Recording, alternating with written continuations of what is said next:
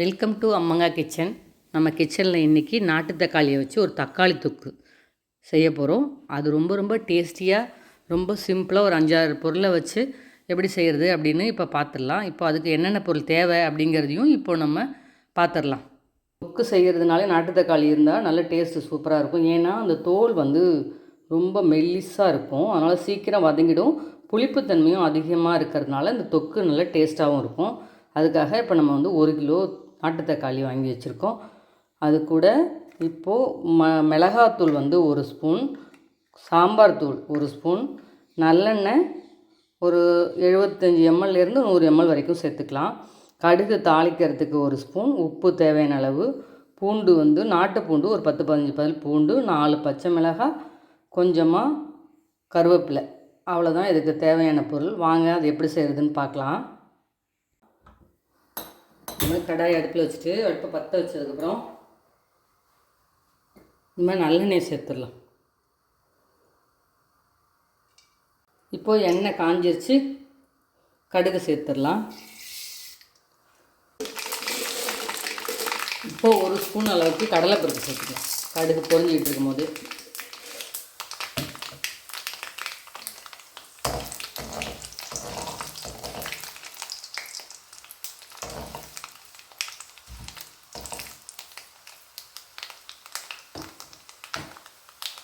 கடுகு நல்லா பொரிஞ்சிருச்சு.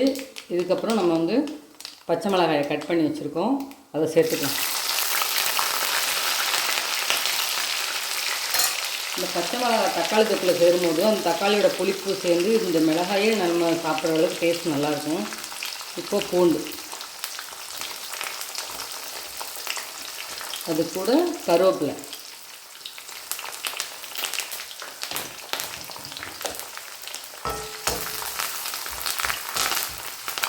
தக்காளியை நம்ம ஒரு 4 பீஸாக கட் பண்ணி வச்சுருக்கோம். ஏன்னா இது தோல் மெலிசாக இருக்கும். நம்ம என்ன சைஸ் எடுத்துனாலும் சீக்கிரம் வதங்கிடும். இப்போ அதை சேர்த்துக்கலாம்.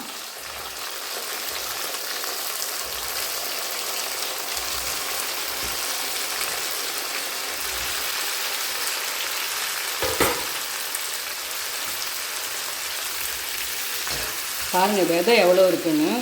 நாட்டு தக்காளியில் தான் இவ்வளோ விதை இருக்கும். இப்போ இதுக்கு தேவையான உப்பை சேர்த்துக்கலாம்.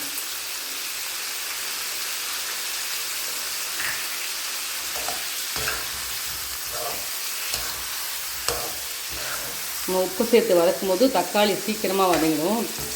இதில் நிறைய நாட்டு தக்காளியில் ஜூஸ் நிறையா இருக்கிறதுனால சீக்கிரம் வதங்கிடுச்சு. இந்த மாதிரி ரெஸ்ட்டு கிடைக்கும்போது இந்த மாதிரி தக்காளி எல்லாம் வாங்கிட்டு தொக்கு போட்டு வச்சுக்கிறது, இட்லி பொடி வச்சுக்கிறதுலாம் நமக்கு கைவசம் வச்சுக்கிட்டோன்னா எப்போவும் நம்ம ஏதாவது டயர்டாக இருக்கும், டக்குன்னு ஒரு இட்லியோ தோசையோ இல்லை சப்பாத்தியோ மட்டும் போட்டோன்னா நமக்கு மெயின் டிஷ் கூட பிரச்சனை இல்லைங்க. சைட் டிஷ் என்ன பண்ணுறது அப்படிங்கிறது இருக்குது பாருங்கள் பிரச்சனை. அதுதான் யாராலும் ஒரு சொல்யூஷன் சொல்ல முடியாத ஒரு பிரச்சனை. இந்த மாதிரி செஞ்சு வச்சிட்டோன்னா நமக்கு ஒரு அவசரத்துக்கு யூஸ்ஃபுல்லாக இருக்கும். இப்போ பாருங்கள் நல்லா தக்காளி எவ்வளோ ஜூஸ் இறங்கியிருக்குன்னு. நார்மல் தக்காளியெல்லாம் இவ்வளோ ஜூஸ் வரவே வராது. பாருங்கள் தண்ணி ஊற்றின மாதிரி அவ்வளோ ஜூஸ் வந்திருக்கு. நம்ம இப்போ மிளகாத்தூள், நம்ம சாம்பார் தூள்லாம் ஏன் சேர்க்கலை அப்படின்னா நம்ம கொதிக்கும் போது அடியில் அப்படியே ஒட்டும். அதனால கொஞ்சம் நல்லா கரைஞ்சதுக்கப்புறம் சேர்த்துட்டோன்னா நமக்கு கலரி விடுறது ஈஸி. இதை அப்படியே மூடி போட்டு கூட நம்ம அப்படியே வேக வைக்கலாம்.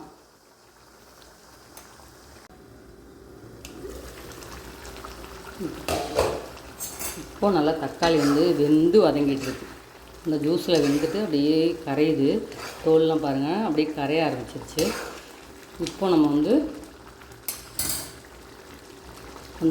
மிளகாத்தூள், சாம்பார் தூள், கொஞ்சமாக மஞ்சத்தூள்,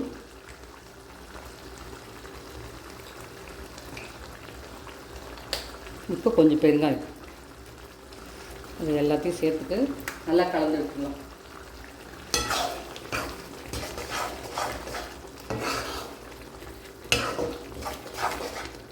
இது அப்படியே தானாக கரைஞ்சி வெந்து தோல் தனியாக கழண்டு அப்படியே தொக்கா மாறிடும். அது வரைக்கும் கொஞ்சம் நல்லா அப்படியே விட்டுடலாம்.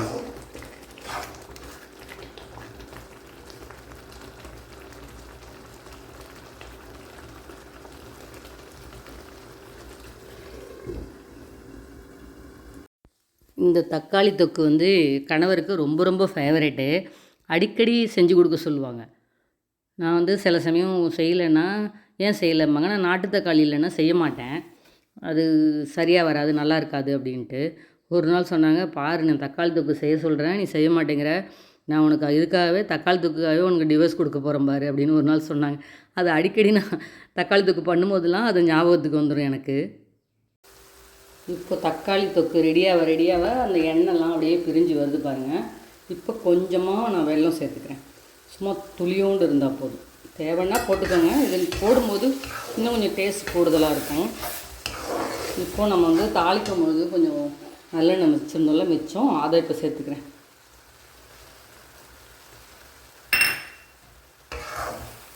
இது நம்ம வந்து வெளியூரில் இருக்கிற பிள்ளைங்க யாராவது பெரியவங்கள்லாம் இருக்காங்க, அவங்க சமைக்க முடியலன்னா நம்ம போகும்போதோ அப்படியே இந்த மாதிரி செஞ்சு கொடுத்தோம்னா அவங்க ஸ்டோர் பண்ணி வச்சுட்டு அப்படியே சாப்பிடுவாங்க.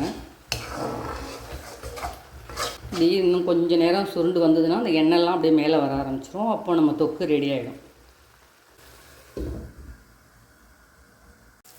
இப்போ பாருங்கள், எண்ணெய் பிரிஞ்சு அப்படியே ஃபுல்லாக ஊற்றின எண்ணெய்லாம் பிரிஞ்சு வர ஆரம்பிச்சிருச்சு. இப்போ நம்ம தக்காளி தொக்கு ரெடி ஆகிடுச்சு. இப்போ நம்ம அடுப்பு ஆஃப் பண்ணிக்கலாம். சரி,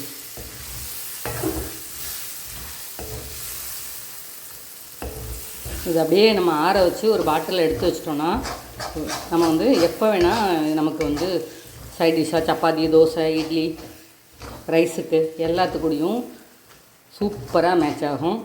ஒரு அருமையான ஒரு தக்காளி தொக்கு குயிக்காக ரெடி ஆகிடுச்சு.